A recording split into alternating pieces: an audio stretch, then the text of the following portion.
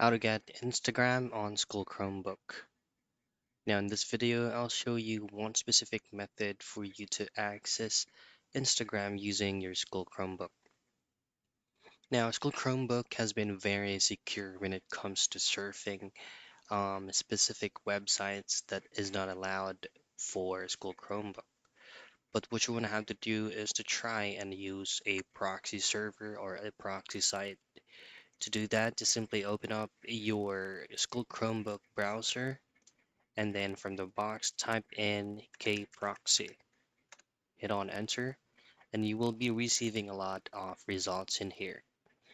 Now this is going to be accessible around say 70 to 80% of school Chromebook devices.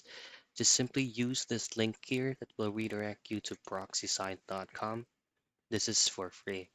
Once you're here, just simply scroll down and then under enter URL, just type in instagram.com. Now, if you hit on go and then it won't work, you can go ahead and play along this specific server here so that you can try all the server available. And that's it. That's how you get Instagram on school Chromebook.